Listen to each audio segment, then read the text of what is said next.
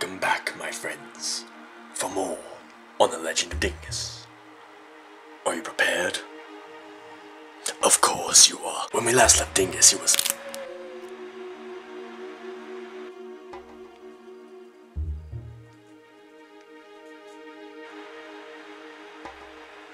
What?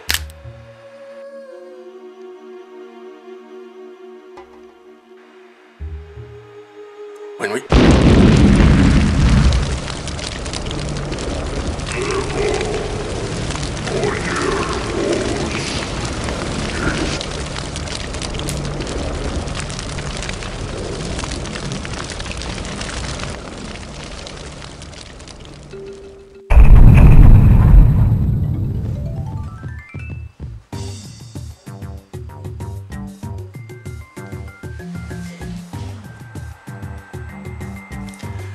You must forgive me for that little interruption, my little Dingusians, but we must always be prepared if they were to return.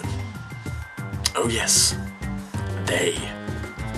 But never you worry, I will explain later. Let us continue the Legend of Dingus. Dingus stayed behind with the Shark Nation to help them rebuild their Soap Kingdom, so that they could have peace and prosperity for the rest of their days.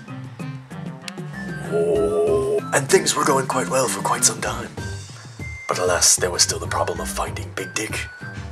And if that wasn't enough, more trouble would soon arise. But Dingus must focus. The problem at hand was to rebuild the Soap Kingdom. And rebuild the Soap Kingdom he would. The problem is that every time Dingus was close to finishing a new Soap Kingdom tower building thing, the soap gods would come down from the heavens and bring more soap for Dingus to pile on top. Alas, if only Poop Scream were here. Poop Scream was great at rebuilding the soap towers.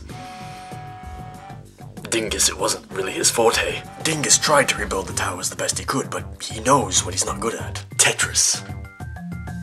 Dingus is terrible at Tetris. How do you jump? Normally it was Poop Scream who aided the sharks in rebuilding the soap towers. It took Dingus hours just to finish one, and by then he was exhausted. Now he understood Poop Scream's frustration in always having to do this. Hundreds upon thousands of towers being built all the time. It baffled his mind. The soap god instructed Dingus to go faster, building more towers and more towers and more towers. The soap god looked Dingus right in the eyes and demanded that he build more. Shut up, Windows. The soap god approached Dingus slowly and began to feed him instructions. Okay, well we have to get that tower over there and that one over there. Yes, yes, I understand. I'm going as fast as I can. And this one has to be that high, but not too high. But look, they just keep coming in. I have to do it. Okay, and I'm not good at it. I don't know why I'm doing it. I can't. Yes, I know how you like it, but I'm not Poop Scream. I can't do it as fast. No, I should be collecting all the dinner for the crocodiles. You could just oh yes, I should. But why am I doing that?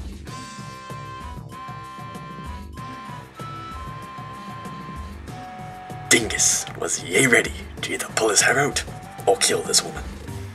And if he had the option between those two, he would use the axe. No, violence was not the answer. The result of violence was the answer. But honestly, Dingus knew that fighting would solve nothing with this soap god. But nevertheless, he still grew tired of the senseless bickering back and forth. So, he posed what would seem to be a rather obvious question. Hey, these soap towers. Yes, what about them?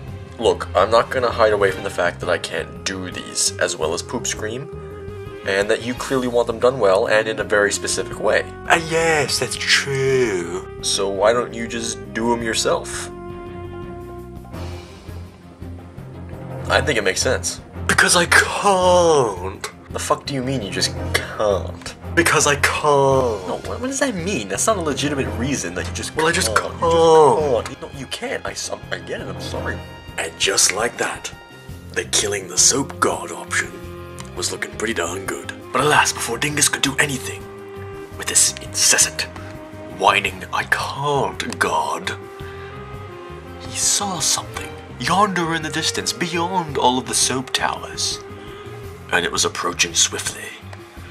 It was an old enemy from the past, coming back to reap vengeance upon the world. It was Big Dick. He had returned to claim what he felt was rightfully his. Bars of soap. I swear to God I'm not drunk. And wouldn't you know it, Big Dick was in the right place. There was soap galore here.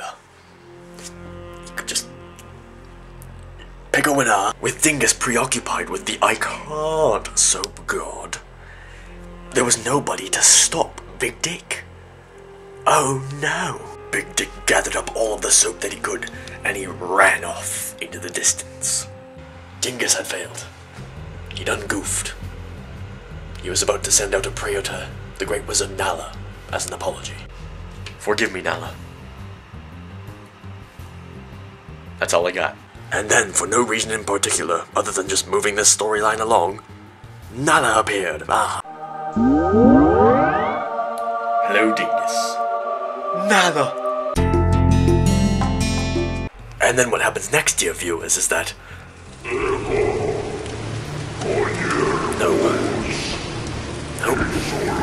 I will tell them. They must know. They are returning, my friends. They are stealing my sunlight. But that will not keep me from telling you the rest of this story. Nala and Dingus combined their powers to unleash a forceful attack which none could withstand. It was called the Blank Stare. And they used it against the soap god. But I can't.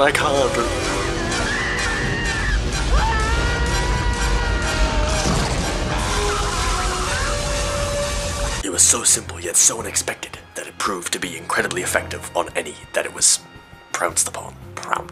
One more matter remained. Big Dick. Now, Big Dick wasn't quite as smart as 2 Chainz or Prison Break, his 2 associates from our previous story. When he stole the soap, he accidentally busted one open, and it created a trail of...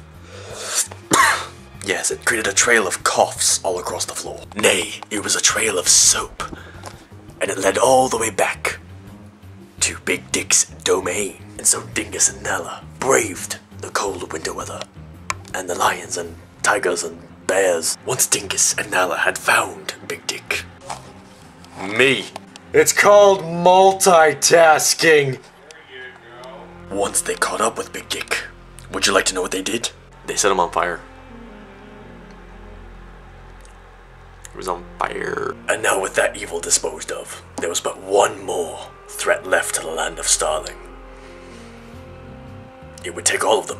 Dingus, Nala, and wherever Poop Scream had gone, maybe even her porcupine friend, for the next villain was they.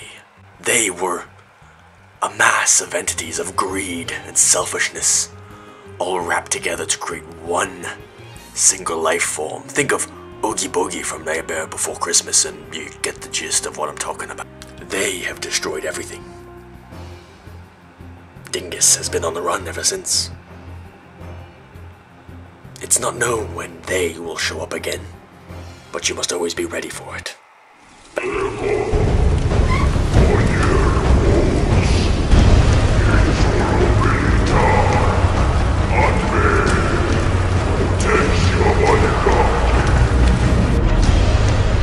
I do not fear you.